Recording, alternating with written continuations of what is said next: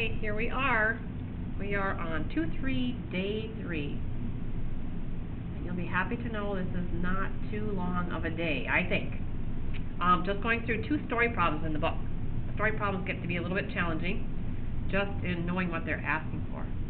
So our first example is number 20 on page 51 from your book. And you don't really have to have your book open. I'll show you real quick and then we'll write down the important stuff. We're doing the pizza delivery problem. Ida Livermore, haha, starts off on her route. She records her truck's speed and velocity in miles per hour at various numbers of seconds since she started. Show Ida that these data fit the equation velocity equals 5t to the 1/2. So all they're asking you to do here is plug some numbers in and show that you get the velocities here. So if t is 0, 0 to the 1/2 is 0, 5 times 0 is 0. 1 to the 1/2 is 1 times 5 is 5. That's all they're looking for there. The big calculus stuff is down here in B and C. So B. Well, first of all, let's get the table written down. So her times went every, oh no, not every, 0, 1, 4, 9, and 16 seconds. For velocities were 0, 5, 10, 15, and 20, that's a 15, and those were in miles per hour. So the first part of this problem asks us, it actually explains, it says the truck's acceleration, we're on part B, is the instantaneous rate of change. So acceleration is equal to the instantaneous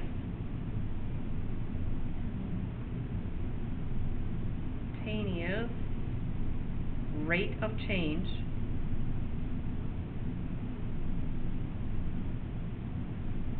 of velocity. That was nothing there. Okay. Estimate acceleration at time 9 seconds by using velocity at 9 and velocity at 9.001. Well, let's go back. I forgot to give you the velocity equation. Is given by 5t to the 1/2. So just t is to the 1/2 power there. Okay, first of all, rate of change. What calculus term are we talking about here? Derivative.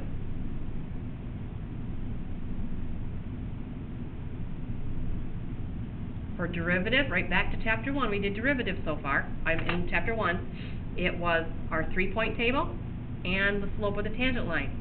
Here, well, we had that 2-point table, and that's what the author is asking us to do here. Just use 9 and 9.001. So we'll do that. 9 and 9.001, and we'll just do a 2-point table and do the rate of change. Change in y over change in x. Oh, I forgot to grab a calculator again. I'll use this one. Turn it up. Oop, too much. Okay, y equals 5x raised to the 0.5. Same thing as 1/2. I want 9 and go by 0.001. So 9 is 15. And 9.001 at the bottom of the screen, again, you got a lot of zeros there, so we'll carry some of those out. 0.008333. So now we'll do change in y over change in x for that value. So 15.008333 minus 15. My change in time is 0.001. So I've got 0.0008333 divided by 0.001, 0.8333. And we need units. It is a story problem. So what we did here was we divided the y by the x. We do the same thing on the units. The y units are miles per hour, dividing by seconds. So we've got miles per hour per second. Ugly unit, but that's what it is. Okay, it says make a conjecture about the exact value of A9. Do you know what fraction this is? 0.83333, probably repeating. If you don't, 0.833333333 turn into fraction. Looks like it's about 5/6 is their estimate. Let's see what we got. Part C. It says A9 is exactly equal to the limits of, and I'm reading right from the book, so if you wanted your book open, you could. It's the limits of the velocity equation minus the velocity at time 9 divided by t minus 9 as t approaches 9. It says factor the denominator as the difference of two squares. Okay, our goal is to find this limit. And we just spent the whole section doing the limit stuff. So, substituting in limit as t approaches 9. Here we want the equation. What is the velocity equation? The velocity equation is, at the top of my paper here, 5t to the 1/2. 5t to the 1/2 minus the velocity at 9. Right from the table, the velocity at 9 is 15. All over t minus 9. If you put the 9 in right now, remember 1/2 power is square root. So the square root of 9 is 3 times 5 is 15. 15 minus 15, 0 over 0, which tells us we can factor this. So, and he tells you to factor the numerator and the denominator. The bottom is going to get factored as the difference of two squares. This is a little unconventional, but we'll get there. Up here, think of this as two baskets. You got a 5 and a t to the 1/2 and a 15. What can come out of the two baskets is a factor of 5. So when you take the 5 out, when I take it out, I divide it out, I will have left with the t to the 1/2 minus, you had 15, I divided a 5 out, that leaves a 3. And you'll know you did it right. If you distribute, you should get this back. 5 times t to the 1/2, 5 times the minus 3 is minus 15. The bottom. We don't really recognize this. If you had, let's say, x squared minus 9, you might be able to remember from algebra that that's the difference of two perfect squares, x and x, and positive 3 and negative 3. Because you have no middle term, and if you get a plus 3x and the minus 3x, that's what makes the middle term go away. You've got your minus 9, you've got your x squared. He wants us to think of this as the difference of two squares. Well, yes, 9 is a square number, but t isn't as obvious to recognize it as a square. And what you have to do, you know you'll have your minus 3 and your plus 3 for the 9, for the minus 9. But what t to what power times t to what power is going to give me t to the first? Well, if you think about it, when you multiply, you add exponents. What number can I add to itself to get me 1? Well, that's a half. And we knew we were going to match this factor up here. So now I can cancel out the t to the 1/2 minus 3's. And we are left with the limit as t approaches 9, the only thing left in the numerator is the 5, and the bottom we've got t to the 1/2 plus 3. Putting the 9 in, we'll get 5. That is the square root of 9 is 3 plus 3 is 6, 5, 6. And I think that's what we thought we should get.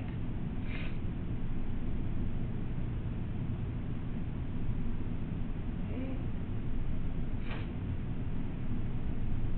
And that would be miles per hour per second.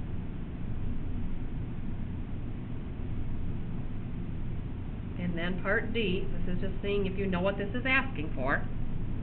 Approximately how far did she travel between 1 and 9? Find the distance traveled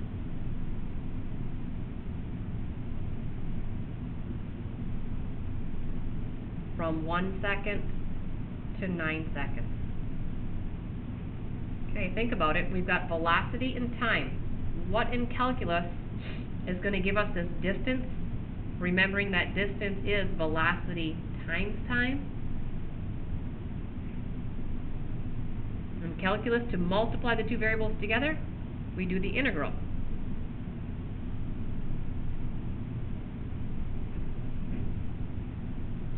And we don't have the graph, but we've got that nice trap rule. So I would use the program here.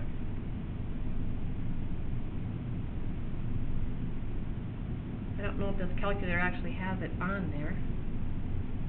These programs. Oh, maybe. Nope. Bunch of junk on there. Let me run and grab one real quick.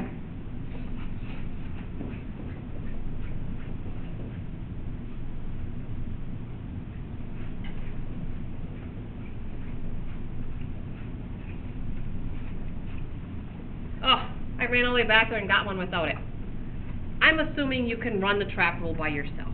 So go ahead and run the trap rule and write down what you get for distance there. All right. Next example is number 21 from your book.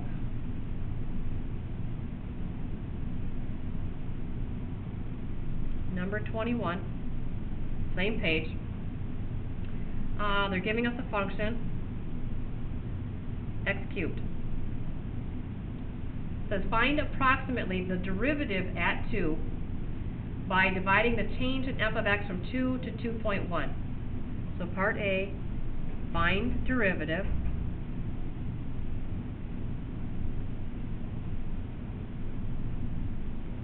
Find derivative at x equals 2.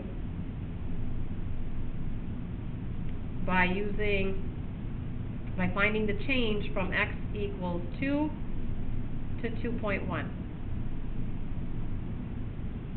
Okay, again, derivative, normally if it's left up to you, you do the 3-point table because it's more accurate. The author is asking you to use the 2-point table from 2 to 2.1. So we'll find those corresponding y values.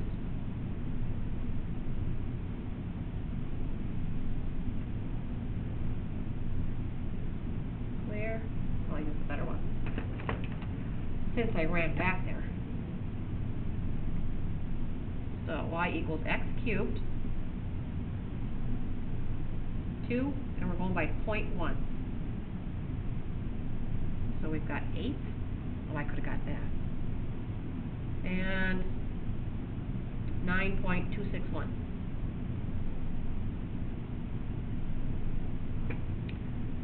So the derivative will approximately be 9.261 minus 8 over 0.1.